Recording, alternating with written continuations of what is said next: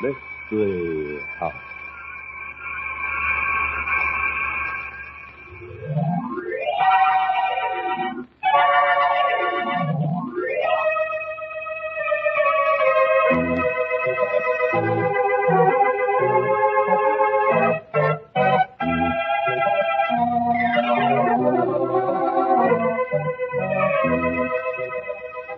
Mystery House, that strange publishing firm owned by Dan and Barbara Glenn, where each new novel is acted out by the Mystery House staff before it is accepted for publication.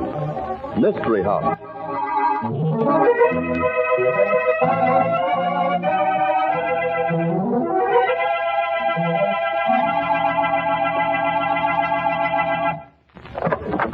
Hi, Mr. Glenn. Everybody else here for the Mystery House novel tryout? Oh, yeah, here and waiting. This murder for laughs looks like quite a story, too. Well, it certainly does. We were afraid you weren't going to make it, Art. Oh, did you rehearse while you were waiting for me? Well, of course not. We couldn't rehearse without you. All we could do was sit and wait. Oh, I could have furnished plenty of entertainment, Mrs. Glenn. But we couldn't rehearse without the whole cast being here, Tom. Well, sure we could.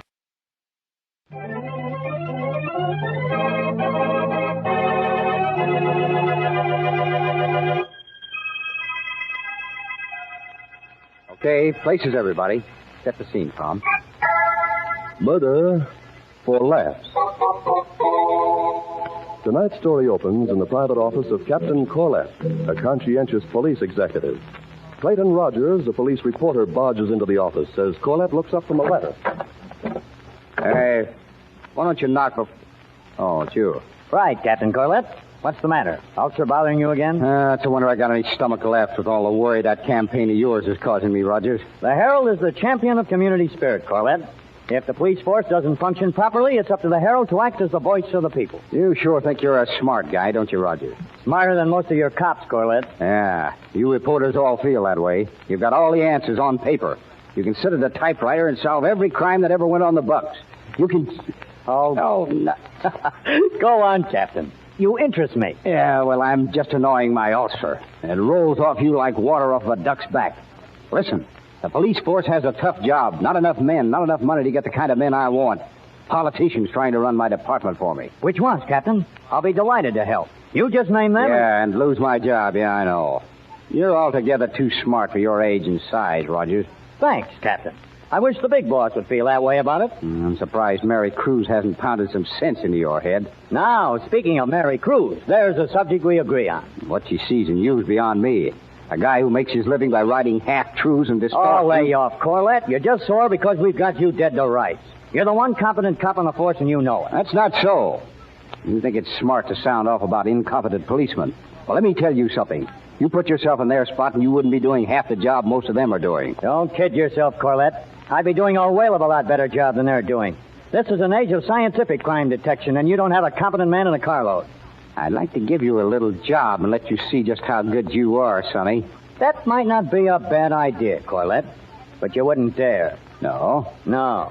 If I solved a case that had you stumped, I'd never let you forget it, and neither would the Herald. We'd talk about it from now till kingdom come. Oh, maybe I've got a case that I don't think you could solve, Wonder Boy. Huh? Are you leveling? Do I sound like I'm kidding? Listen, mister, you take this baby on and I'll let the opposition newspapers know about it. And if you flop, you'll get the razzing of the century. You'd have to promise you wouldn't let your cops interfere with me. Well, I'll even help you any way I can. I'll get you all the help any man on the force could get. No, you don't mean that. If I took it, you'd do anything you could to make me fall down on the job. No. Because it happens, Rogers, that I'd a lot rather catch a murderer than escape a horse laugh from the Herald. Now, you solve this one, and the Herald can laugh at me from now on until I retire. What is it? That's about a real murder story break in a couple of weeks. Say, if you've been holding out on me... I'm not holding out on you. Well, how about it? I'll take it. It's a deal. What's the case? Well, you remember that accident case we got yesterday? Can't say I do. Yeah, a cab starter standing in front of the Carlton Arms Hotel. One of those big cement flower pops up on the ledge of the building. Oh, yeah. Yeah, I remember now. It fell off and hit him. He died instantly. You sure it fell off, Roger? Why, sure. Now, read this. Came in this morning's mail. An address to you. What is it? Read it and see. Dear Captain, you and your comedy cops are going to get a chance to do a lot of laughing. There's something basically funny about a man being killed by a falling flower pot, isn't there? That, chum, was a product of murder for laughs. How do you like our work? You'll get a chance to snicker at more of it. Very truly yours, Murder for Laughs. Hey, is this on the level? You know as much about it as I do. But somebody who wanted to get your goat could have read about the accident and written this letter. That's the first thing I thought of, Rogers. So I went out with a couple of men. That flower pot had been built right into the ledge and had been broken loose with a chisel. But there had to be some motive. Sane men don't murder just for laughs. Sane men? No. Look, I checked that cab starter from the cradle to that flower pot. He was a harmless little guy, the kind that nobody even knows. Oh, there had to be a motive. You can't... Well, you find me a motive, bright boy, and I'll bow low 3 times. It just... Oh, hi, Mary. Oh, morning, Mary. Hi. I've got a little story for your paper. Your pal Rogers has just taken over a case for me. Hey, now, wait a minute. Listen, Corlett, this is no time for horseplay. I've got a case for you. What are you talking about? I got a phone call about a half an hour ago from a woman who said she was Mrs. Martin Carver. Claimed she had a big story for me. Now? Well, there was something phony about it. Somehow it didn't quite sound like a woman's voice. So I decided to check. Yeah, and there wasn't any Mrs. Martin Carver, and the address was a vacant lot, I'll bet. The boys are having fun with you again. There was a Mrs. Martin Carver, and the address was right. And Mrs. Carver was there with her head bashed in with a rolling pin. What? The woman was dead. No, probably a disgruntled husband. Got sore at her? The neighbors said her husband's overseas, been there for 7 or 8 months. No enemies that they knew of. Wait a minute. Hello. What? Telegram for me. Well, what does it say? What? Repeat that. No, never mind. I heard you. What's the matter? Yeah, there goes my ulcers again. Just when I think I'm getting my stomach all calmed Oh, for the down. love of Mike, what was it? It was for you, wise guy.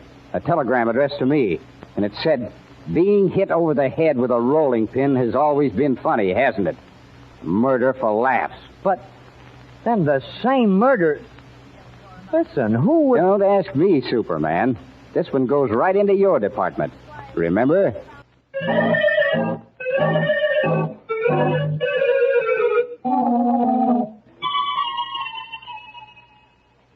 Well, any luck, Hawkshaw? No, not so far, Mary.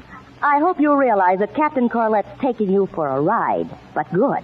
If he'd have given me an ordinary case... Alibiing already? No, but hang it, not a clue. Any connection between the 2 victims? None whatsoever. I'm satisfied of that. And no motive for either murder. Oh, there must have been. No, I'm almost convinced there wasn't. It's almost as if those killings were what the murderers said they were. Murders for laughs. Oh, don't be ridiculous. I'm not married. It's entirely possible that a maniac could kill for the joy of killing. And if he happened to have a weird sense of humor... You're getting desperate. Does Captain Corlett have any clues? No, that's one consolation. His commie cops haven't been able to do any better than I have. Well, they better not, Hawkshaw. Because if they do, every paper in town is going to give you the full treatment. I guess I can take it. You won't get a chance to take it. Can you imagine pompous old Conrad keeping a reporter who's given the opposition a chance to give the Herald a horse laugh? Hey, I hadn't thought of that. Well, you better think of it, mister. Let's go up to Corlett's office and see what's going on. Okay. I hope he's... Hello, Miss Cruz. Oh, hello, Annie. Sorry, I can't use any paper flowers today. I'm not selling any paper flowers to you, Miss Cruz. Have the cops been picking on you again? Oh, they never quit, Miss Cruz. Chasing me out of office buildings, bringing me into the jail, and I ain't hurting nobody, Miss Cruz. Oh, the big bullies. I'll speak to Corlett about it. Oh, it won't do no good, Miss Cruz. He told me there'd been too many complaints about me making a pest of myself. And the next time I was brought in, he was going to send me to an institution. I ain't crazy, Miss Cruz. You know that. Of course you aren't, Annie. But it does irritate some people when you try to sell them your flowers. When they say no, if you just leave quietly. But everybody always says no, Miss Cruz. Nobody'd ever buy if I didn't use the whammy. Say, did anybody ever have bad luck, Annie, when you cast your evil spell on them? The whammy? Mm-hmm. Oh, you bet, Mr. Rogers. Terrible things happen to people when Annie puts the whammy on them.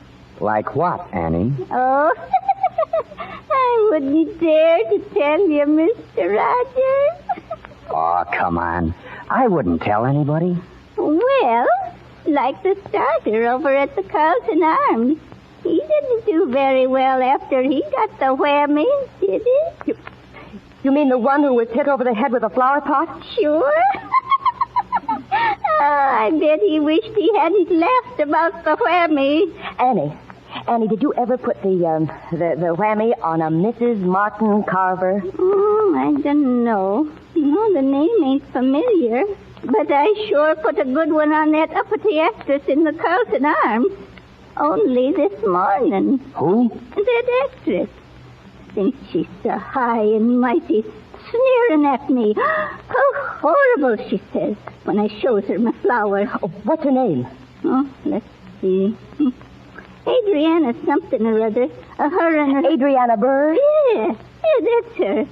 Call my flowers horrible, will she? Say, Mr. Rogers, couldn't you use a nice lapel flower? Only a quarter. Sure, Annie, sure. Here. Come on, Mary. Oh, where? Up to Captain Corlett? No, don't you remember? We have an appointment to see Adriana Burr. Glad you mentioned it, Annie. Oh yes. Goodbye, Annie. Oh, I'll go along with you.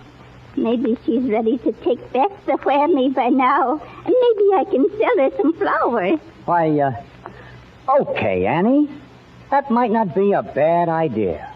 Come along.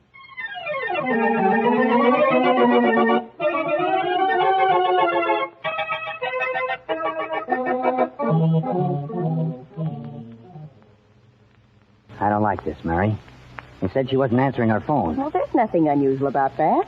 If you were working in a show every night, you wouldn't get up in the morning either. We've got to talk to her. You suppose she'll buy some flowers? I don't know, Annie. I hope so. I can't believe it. What you're thinking is right. Why not? It just couldn't be. Nonsense. I think we've gotten a break, Mary. A crazy break. It all ties together. No answer. I wonder if we should break in. Well, if nothing's wrong, you'll be in trouble. I'm afraid there's not much danger of that. Stand back.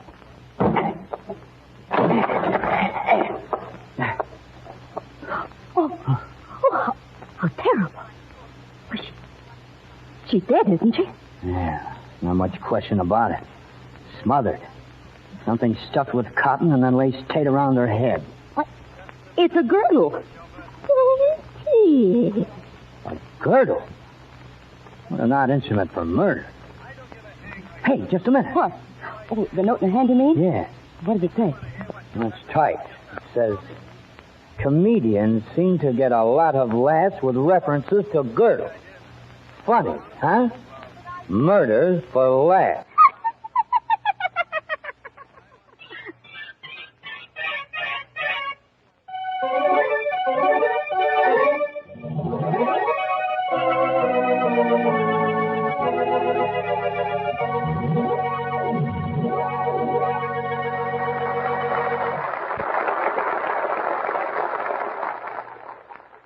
Is the mysterious murder for laughs a person or more than one person? And what's the reason behind these killings? We'll find out in the second act of tonight's story.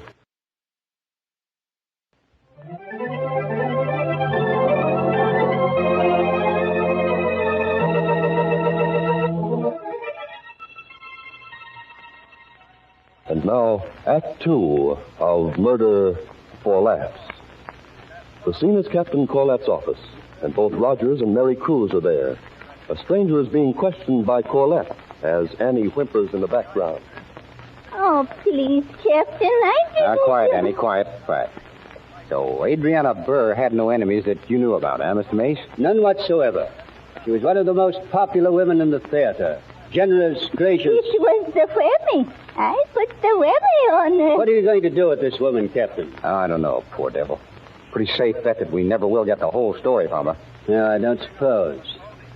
You put her away, of course. Yeah. But I'm wondering about something, Mace. I wonder if somebody didn't put her up to killing Miss Burr. Nobody could. Adriana had no enemies. How long have you and Miss Burr been married, Mr. Mace? Why, 7 years. See here, you don't think... No, I don't think you had anything to do with it. But Annie here didn't have the mentality to figure out such goofy murders. She's been sore at the police for a long time, Corlett. You just hate to admit that I found your killer for you, don't you? Look, Rogers, if I really thought you had the murderer... Wait, Scott, Corlett, what do you want? Annie admits that she put the whammy, or whatever she calls her crazy curse, on two of them. She told Mary and me how the police had been shoving her around. And she wanders all over town. Nobody pays much attention to her. She had plenty of opportunity to commit all three of the murders. It was the whammy did it. I ought to be able to sell flowers real good now. What do you need, Corlett? You have to see her kill somebody? It seems to me you're making it tougher than you need to. Poor Annie. Yeah, poor Annie. That's just the point. She didn't commit any of these murders. Not a blessed one. I've given you some facts to back up my theory, Corlett. Yeah? I can give you some facts to back up mine. I don't know what they'd be. Well, now, Annie isn't what I'd call a comedian. But that's beside the point. She didn't commit those murders because she didn't write those notes. Did you, Annie? I put the whammy on him, and it worked. I guess maybe you'll be afraid of me now. You won't shove me around anymore, will you? I'm not shoving anybody around, Annie. Now, don't you worry. Listen, Corlett. I'm demanding that you put her under arrest. Well, I'm not doing it. If you don't, I'll smear you all over the Herald. I'll take my facts to the public. I'll run you right off the police force. I wouldn't try it, Rogers. You've gotten into my hair plenty, and I've stood still for it. But you go breaking that kind of a story, and you'll wash yourself up. Are you threatening me? I'm not so sure these murders weren't your work, Rogers. What? What are you talking about? All right, it makes sense. Just as much sense as what he's been saying about Annie. He's been on an assignment to smear the police force with a flock of stories. So first he makes us look bad with a series of comic opera murders. And then he makes himself the big hero by finding a killer. Isn't that a bit far-fetched, Captain? No more than what he's been yipping about Annie. Let me get this straight. You're accusing me of having murdered these people just to make the police force look bad, huh? That's right. But you couldn't make an idiotic thing like that stick, not in a million years. Go ahead and try it if you want to. I'm going back to the office and write my story. You're forgetting something, Rogers. Maybe I can't make my story stick, but I can keep you from making a fool of yourself. Of you mean? I'm putting you under arrest for these murders, Rogers. You're joking. No, I'm not. Well, you can't arrest me. I've done nothing. I wouldn't get any closer to that door if I were you, Rogers. You're under arrest. One move and I shoot.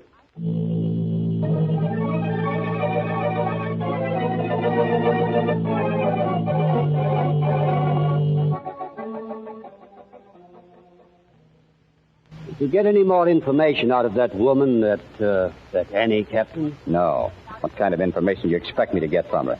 She's feeble-minded. Feeble-minded or not, she ought to be put away. You've done that, haven't you? No, I haven't even done that. He let her go and kept Clayton Rogers in jail. It's none of my business, Corlett, but it looks to me like you're... Oh, hello, Annie. Folks here are pretty worried about you. Oh, I'll get along all right. Now I know how well the whammy works. The funny thing about the whammy, Captain, I wasn't ever... Stop it, sure... for heaven's sake. Annie, what's that on your hands? Why, blood, Miss Cruz. What? Sure. I tried the whammy on a guy right after I left here to see if it really worked. He got real nasty with me about buying flowers, so I put it on him good. Runs the parking lot downstairs, he does. But that blood... I'm coming to it. I come back like you told me, Captain, but I decide to see how the whammy's working, if it's started yet. There's nobody around the parking lot, so I go into the little shack, and there he is. He was dead. Dead? Well, how had he been killed? That was kind of peculiar. Hatpin jammed through his heart with this piece of paper struck right on the hatpin. I tore it off. It's all bloody. Here, give it here. You read jokes about people getting jabbed with hatpins. Pretty funny, yes? Murder for laughs.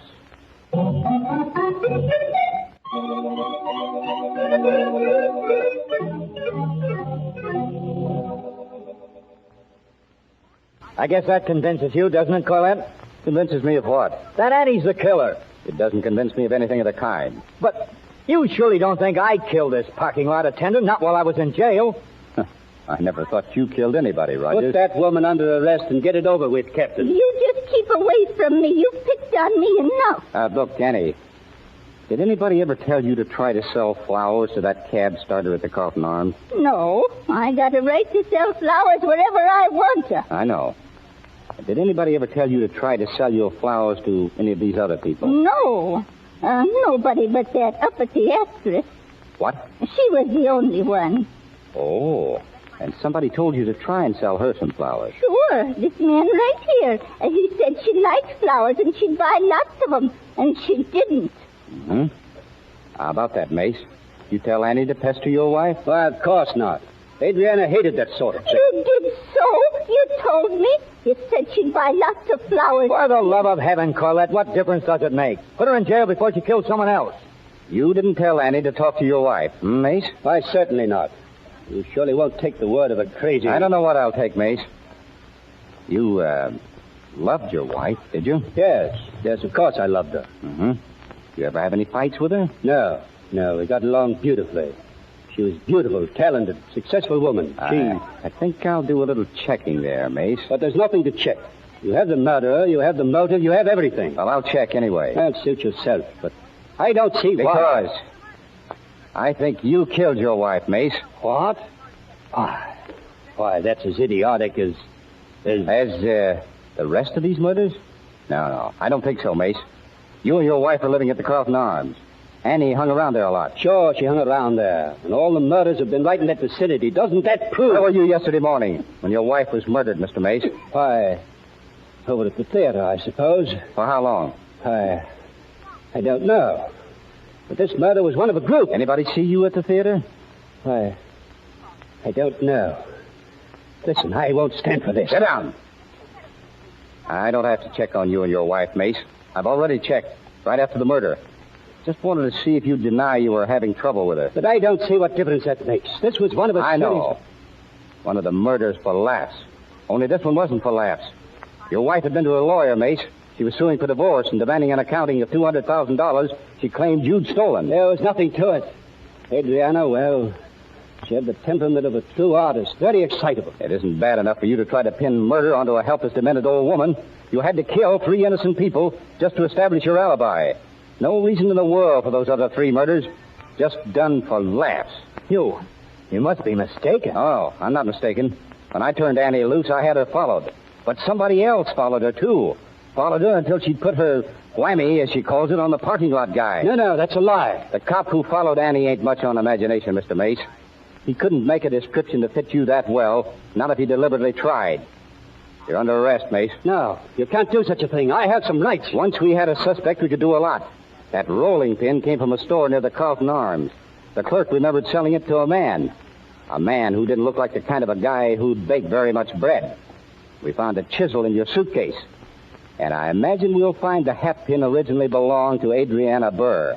I think... You've thought too much already, Captain. Colette, look out, he has a gun. Yes, you bet I have a gun. And this murder won't be for laughs. If you'd had any imagination, you'd never in the world have suspected me. You'd have put that crazy flower woman in jail. Well, thanks to your stupidity, you found me out. And thanks to your stupidity, you're going to die for it. Look out, Colette! My ulcer will bother me a lot more than that kind of shooting, Mace. My wrist. You've shot my wrist. Yeah. I could have killed you. But a murderer like you doesn't deserve that easy an out. I want to see if you'll laugh in the electric chair.